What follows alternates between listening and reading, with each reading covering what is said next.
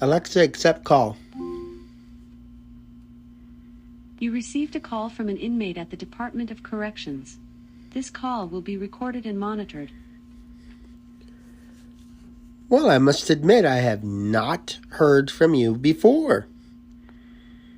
Oh, well, pleased to meet you, Michael. Yes. Okay, I remember them. Well, it's nice to come highly recommended. It does my heart good. So what can I do for you? Discrimination? Oh, well, that's an interesting one. Okay, so you are gay and you feel that the staff is treating you differently than they would the straight people. Okay, a white gay guy. Well. That's definitely different. Well, is there anything else they could be discriminating against? What about your religious affiliation or your crime? One of those, the victims of the fantastic Lady Heroin. Okay, all right. Well, I wouldn't put that against you. Buying and selling heroin, and a user too. So, okay. So you were driving when they caught you. So what is the incident that you're talking about? Why do you consider this discrimination against you because of your sexuality? Oh, no. Well, okay, so, all right, so you had a cell phone in there. All right, okay, well, all right, okay, I'll accept that. But, I would say having a cell phone is a reason to give you an infraction like that. What's so different that the fact that you're being gay, did they treat you any differently?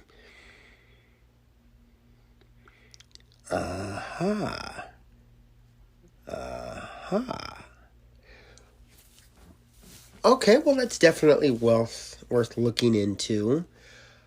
I wouldn't necessarily say the entire Department of Corrections would be at fault for something like that.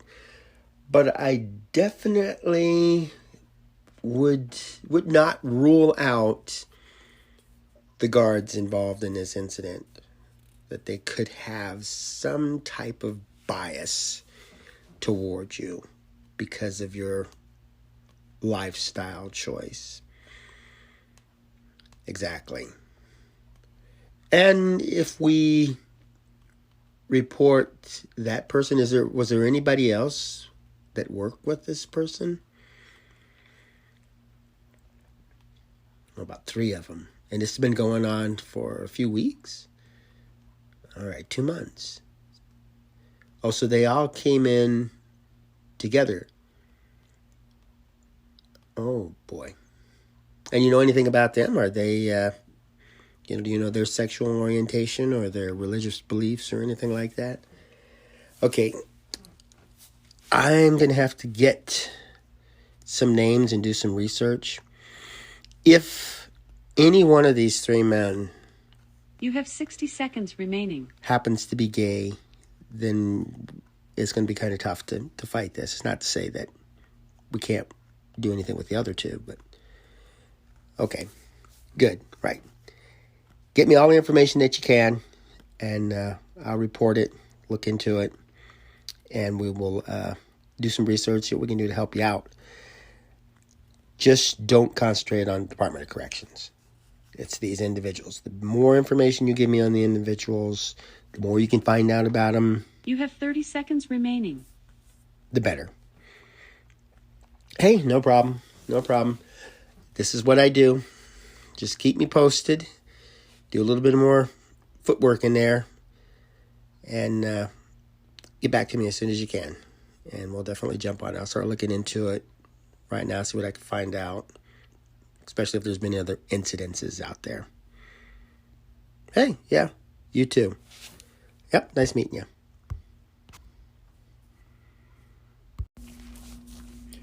Okay, welcome to AQS Inmate Call. I'm Joel Wilborn, and you just listened in on a call that I got from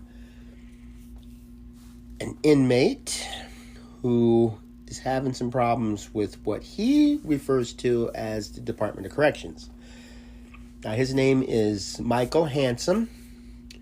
He's 38 years old, married, and he's gay. His husband's name is Gary, and he's 32 years old. It appears as if Michael is seeking to take legal action against the Department of Corrections. He feels that he's been discriminated against because of his sexual orientation, the simple fact that he's gay. His uncle recommended him to me. Now, I've never met his uncle, know nothing about him. Apparently, he heard about me through word of mouth. And who can complain about word of mouth? It's a fantastic way to get the word out. And I like to think of myself as being very effective. If I can't necessarily get the results we're looking for, at least I bang on enough doors. I get the word out there. And that's something that supportive relationships do. So he doesn't really have a very big group to turn to. So he was reaching out to the people he knew, and his uncle referred him to the American Quitting Society, and it's my task to see what I can do to help him. Now, here's the odd thing about this whole situation. There are 3 men that he says that is abusing him. He was caught using a cell phone. Now, he was saying that he was watched excessively. They were constantly peering out at him and stuff. And so I'm thinking, if you're caught with a cell phone in prison and you're a prisoner, then yeah, they're gonna lash out at you. So being caught with this cell phone and then being put in the hole is not unusual. But if I can find that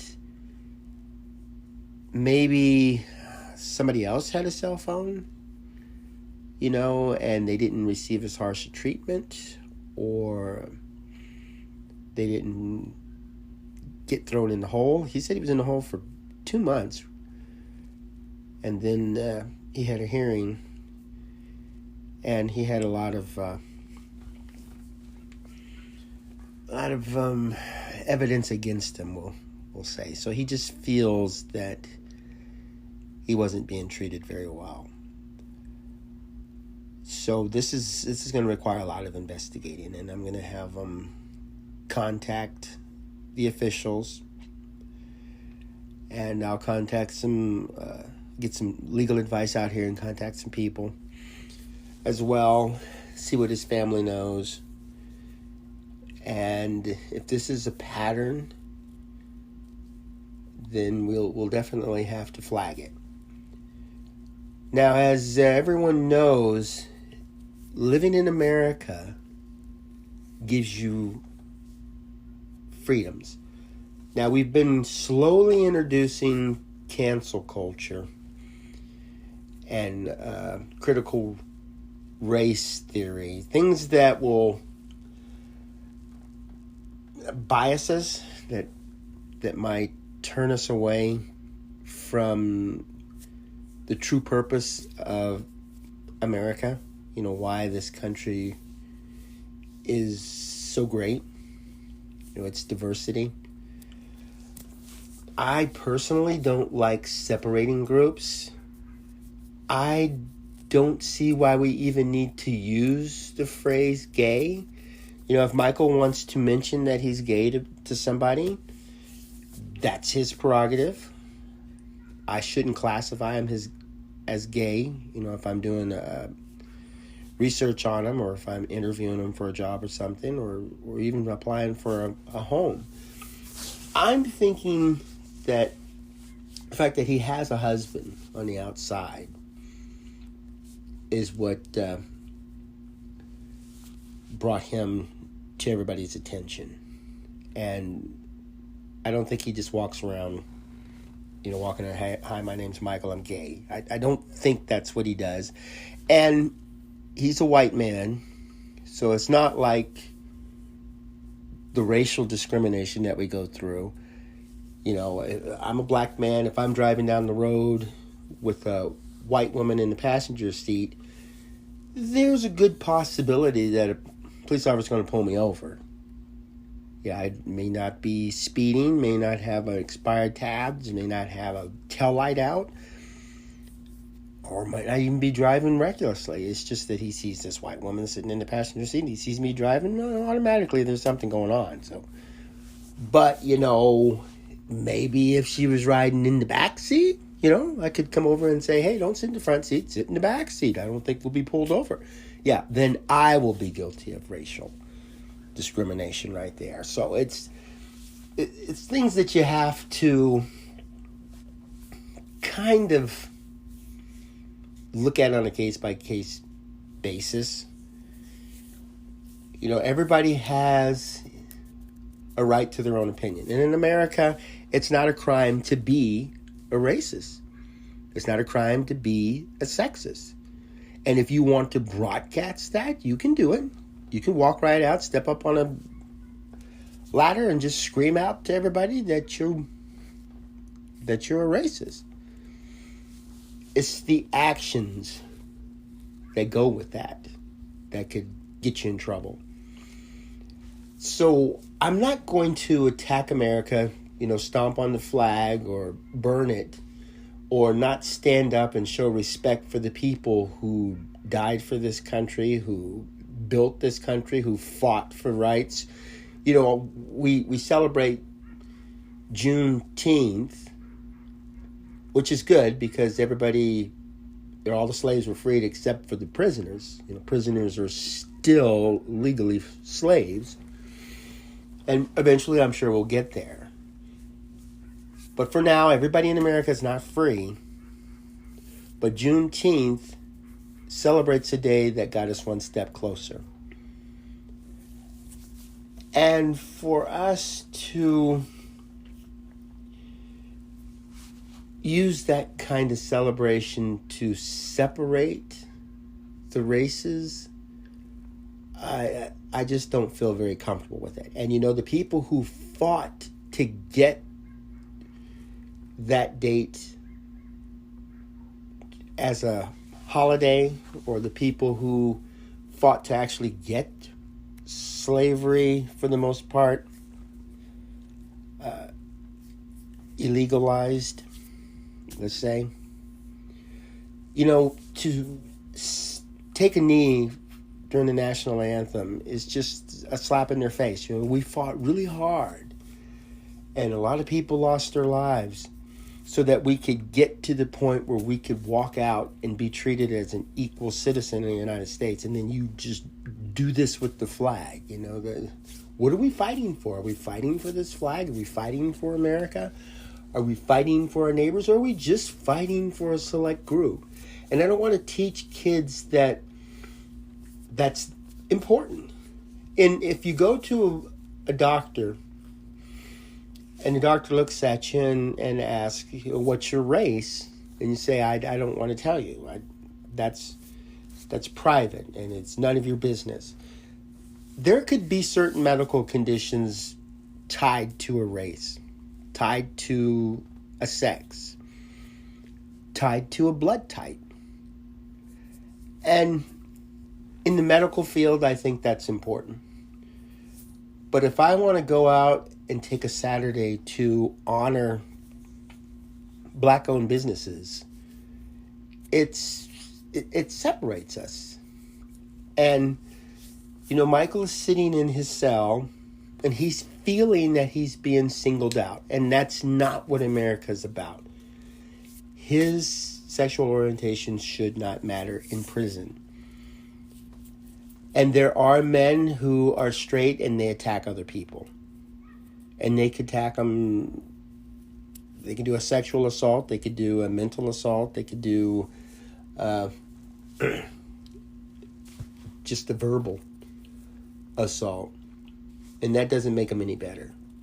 If anything in the prison, if you do see a fight break out and go and break it up and ask, what's this all about? Well, he stole my girlfriend's photograph, and it's the only one I have. Yeah, it's wrong to fight. Yeah, that's against the policy. Yeah, that could be an illegal act too, because it could be assault. But most importantly, it's something you can understand. This man felt violated because this guy stole a picture of his girlfriend that he held very dear. But to simply say, I had a fight because this guy is gay, no. That there's no place for that in prison. There's no place for that in the United States. So we've got to fight this. We can't just let this go. And he brought this up because it bothers him. If your teenage daughter walked up to you and she said, people at school are making fun of the way I dress. And for you could say, they'll get over it, or you'll grow out of it, or fashions change. You could come up with all kinds of things and try to downplay it. For her, it's serious. For her, it really bothers her. And it's tugging at her heart. And she wants somebody to listen to her, to give her advice, to help her resolve this pain she's feeling. And if you downplay it, you might find out 2 days later that she commits suicide, or she runs away, or she gets into a heavy use of drugs. And it's all because we're not listening. We're not taking people's differences. We're not taking people's feelings, their beliefs, what makes them who they are. We're not taking all this stuff seriously. There are a few things that separate us. And that's what makes us a fantastic community. That's what makes us an effective team. I know when I was in the Marines, there were people that walked in there and they just enjoyed to high heaven cleaning a weapon and firing the weapon and carrying the weapon and putting bullets in the weapon. They just enjoyed that. Others said, I don't even want to touch that thing, but, it's a matter of survival. And if you get into a combat situation and this person is sitting next to you, you're going to feel comfortable. It's like this guy knows these weapons. He knows how to use them. He knows how to fix them in case something happens. I feel comfortable around this person. And so the person is not a nut. It's not a crazy person because he loves weapons. Likewise, the person who's just bossy and telling people to do it might get on your nerve. But if there's an emergency, if you're downtown and some terrorists attack a building and the buildings are crumbling around you, and this person starts barking commands, as you're listening and following his commands, you might think, this person was just a regular knothead before. But now I respect because he keeps his cool in these situations, and this is what he does best. So let's not criticize a person for being different. Let's not criticize a person for being who they want to be, being open. Let's just, if you're going to criticize somebody, criticize them because they have a different opinion of yours. If you think that cats are the greatest pets in the world, be free to express that. And if you find a dog lover who thinks dogs are the best pets in the world, you have a right to criticize that person. And that person has a right to criticize you back. And you can have a nice little debate.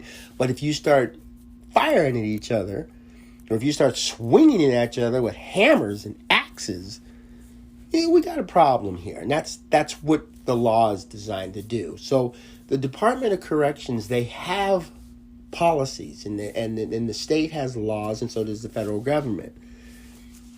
And Michael feels that these folks are not following their policy.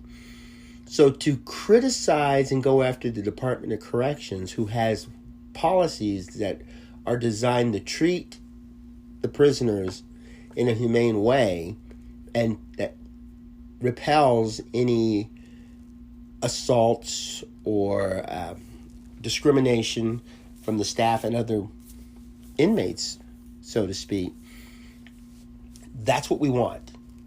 It's just that he has some officials that aren't following the policy. And he needs to call that out and say, according to this policy, I'm not supposed to be treated differently because of my sexual orientation. And that's what we want to do. We want to get that out first. We want to let everybody know that the D.O.C. policy is to treat people equally and not show any type of discrimination or break any laws. And that's my first goal here, is to get this out that he feels uncomfortable.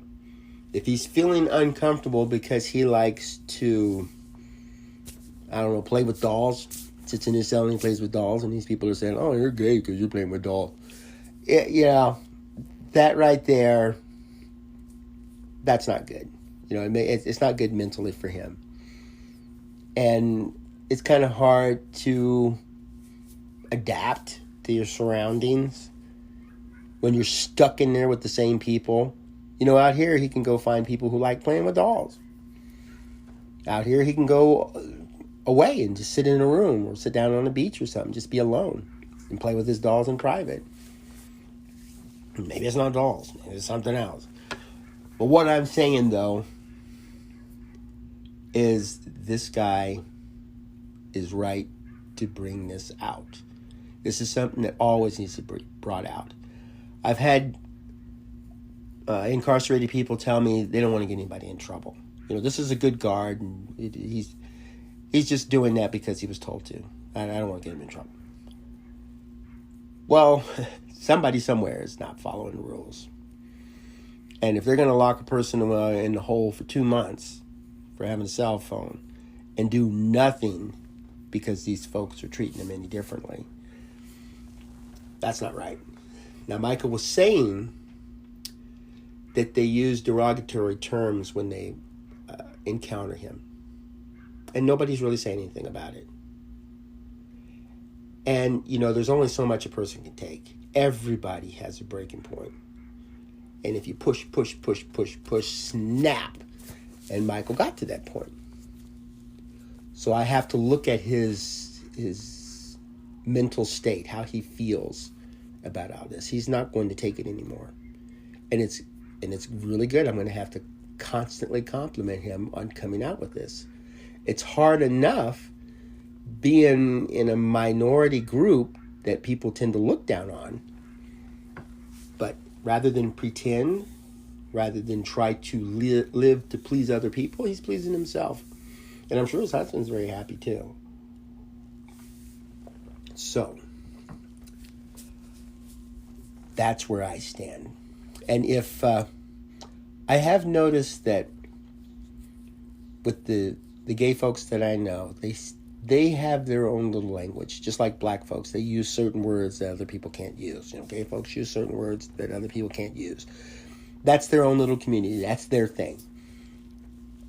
So if these three guys happen to be gay, and maybe they've noticed something that Michael's doing that really makes them feel bad, it's like, how could somebody do that and he's gay? And this is their way of lashing out. We need to find out. We need to get this communication going. Why are you treating him like this? It could be that it has nothing to do with his sexual orientation. It could just be that these people cannot stand convicted people. And they're going to hold it against him because he was convicted of a crime and he went to prison. and they just don't like prisoners. You could ask them, well, why are you working in prison? Because I just want to, I want to see them. I want to talk to them. I want to let them know that I don't appreciate that. And then this dialogue that we opened up could help resolve this situation. It's like, no, that's not how you do it. So I'm going to jump in on that, see what I can do to help him. In the meantime, when you guys are out talking with your friends and your family and your loved ones, just think about what America stands for. We have the right to speak our mind. Go out. Let people know how you feel. Let people know what you would like to see done, changes. Just don't go breaking the law. You know, this cancel culture is driving me insane. You know, I could be a newspaper writer and I want to go interview a senator, and I could sit down and I could tell a senator, you know, what kind of problems do you think you have in your district? And he could say, well, I think the Indians are really causing a lot of problems and a lot of unrest, and they should just go back to their own country. And so I could think, whoa, this is a bad thing going on here. He shouldn't be in office because he thinks like that. You know, that's not the American thing to do, to speak your mind and not like another group of people. So I could go back and write down that the senator said that Native Americans should go back to their own country. And when people read this, it's like, well, Native Americans, this is here. White folks should go back to their own country. We're not the one causing the problem. How dare he do that? He needs to resign from his office.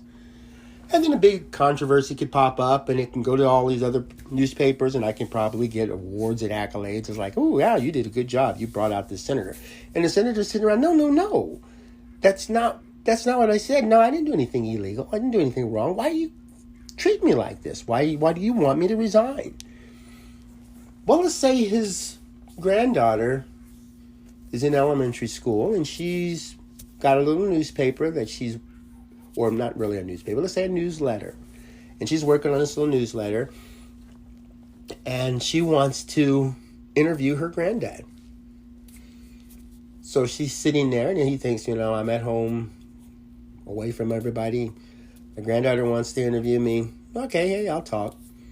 So she's doing a regular thing about regular government issues, and then she comes up with, well, 2 months ago, we were at dinner, and I was telling you about my friend whose parents were always complaining about how great India was and how much they would like their neighborhood to be more like India. And my friend was really upset about it, and she said, I wish my parents would not talk like that, but they really make me feel uncomfortable whenever they start criticizing the United States and talk about how great India is. And she could look at her grandfather and says, you remember when you said, well then, if they don't like America, they should go back home where they're happy. And that way it's a win-win situation. And he could say, yeah, I remember saying that. And then a light bulb could go on both of them. And so she publishes her story in her newsletter, and then I read that. And I say, oh yeah, India. So he was talking about his granddaughter's friend's family, and they happen to own a few businesses in town. And I just threw it all out of proportion. And I could go back to the newspaper and say, oh, I changed Indian, which he was saying these Indian nationality should go back to India, not the Indians as in Native Americans. But, you know, by then the damage is too late. I took it all out of context. I changed it around. And this poor senator is being forced to resign. His career is ruined. And so I don't think that's fair. I think people should be allowed to apologize. They should be allowed to say something. He didn't break any laws. And he should have come back to me and said, no, I meant India. I shouldn't have said it like that. But that was on my mind because my granddaughter was mentioning that. And it just came out. And after I spoke with some of my coworkers and staff, I found that wasn't the right thing to do, and I'd like to issue an apology, and I should have been able to publish one and then cleared it all up for him. So this cancel culture isn't going to work in the United States either, because it's suppressing us. It's making us feel that we have to be careful about what we say. We have to walk on eggshells. And I don't want that to happen within the prisons. He felt uncomfortable. We need to first find out why. I can't run off to the press and say he's being discriminated against because I don't know. I could say he said he's being discriminated against.